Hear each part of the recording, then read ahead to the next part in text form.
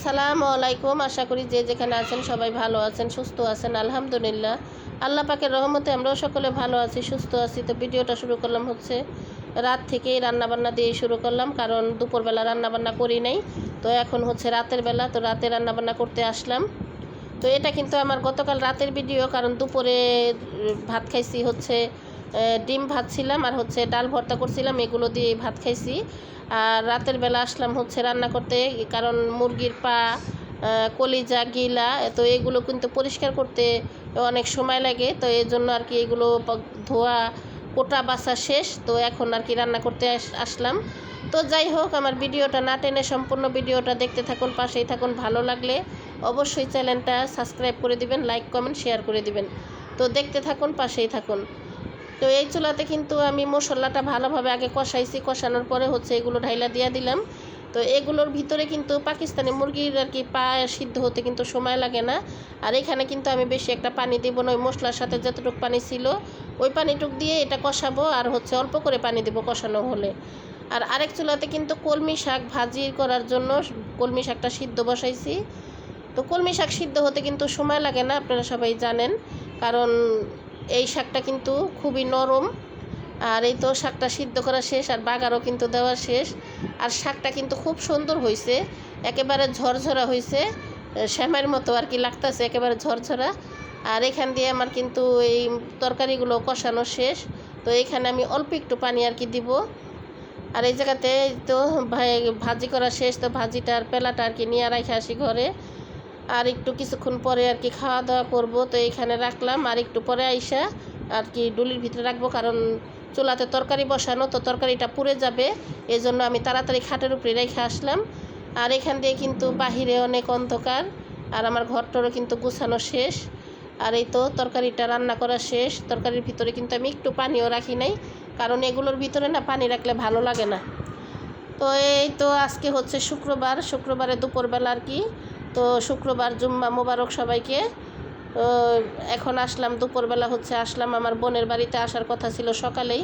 তো সকালে আসতে পারিনি, কারণ আমার আজকে 3-4 দিন ধরে একটু জ্বর ঠান্ডা। তো এই জন্য আর কি ঘরে আমি একা একা একটু টুকিটাকি কাজকর্ম যা ছিল এগুলো সেরে তারপরে হচ্ছে আসলাম।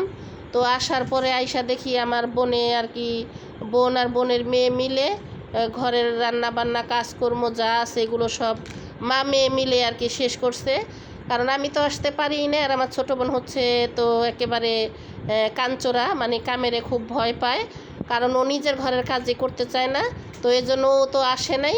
তো আইসা দেখি রান্নাবান্না শেষ, তো এখন হচ্ছে খাওয়া দাওয়ার পালা।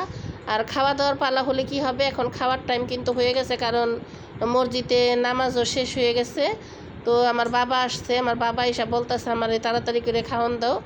তো রান্নাবান্না যেহেতু শেষ এই জন্য। তো এই তো আমার বাবা হচ্ছে নামাজ পড়ে আইসাই কিন্তু আমার আব্বু আর কি বলতেছে আমারে খাবার দাও খাবার দাও।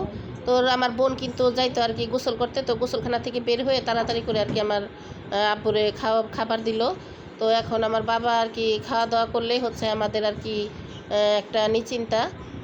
কারণ যেহেতু আমার বাবা সব সময়, আমরা ছোটোবেলার তো দেখে এসেছি যে আমার আব্বু না মনে করেন জোহরের আজান দিলেই আজানের পরেই আমার আব্বু আর কি ভাত খাবে। আর রাত্রে মনে করেন 10টার ভিতরে তার মানে শোয়া লাগবে।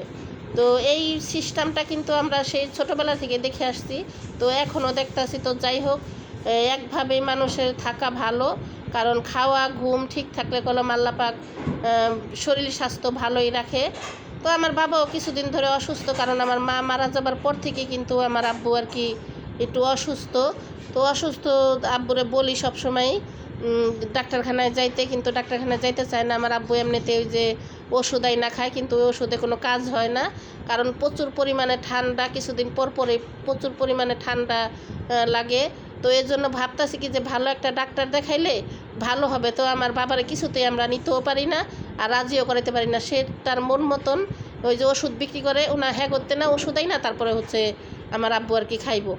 আর এখানে হচ্ছে আমার বোনের ছেলেও কিন্তু বসছে আমার বাবার সাথে খাওয়া দাওয়া করতে। তো 2-1 লোকমা যাই খায় এইটাই আর কি খাবে। আর আমার বোনের ছেলেও কিন্তু গতকালকে একটা অ্যাক্সিডেন্ট হয়েছে, একেবারে ঠোঁটটা কাইটা, মানে ঠোঁটটার ভিতরে এরকম রক্ত জমা হয়েছে, কি আর বলবো, আপনাদেরকে আমি দেখাবো।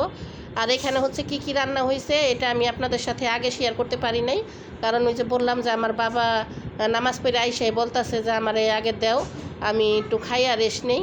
তো এই জন্য আর কি আপনাদের সাথে শেয়ার করতে পারি না। এখানে হচ্ছে ডিম রান্না করছে সাদা করে, আর গরুর মাংস, আর হচ্ছে গরুর মাংস টিকা। তো টিকা কিন্তু কতগুলি ভাজতেছে আর কিছু ভাজা হয়েছে, তো আরও ভাজবো, চুলায় আছে, কড়াই বসানো, আরও কড়াইয়ের ভিতরে আছে।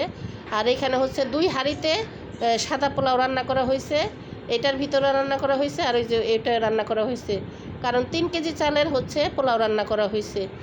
তো যাই হোক, দেখি সবাই আসে কি না। সবাই যদি আসে তাহলে সবাই একসাথে বসেই খাওয়া দাওয়া করব, আর যদি সবাই না আসে তো দেখা যায় কি এক একজন এক এক কাজে কর্মে থাকে, সব সময় একসাথে বসে খাওয়া হয় না।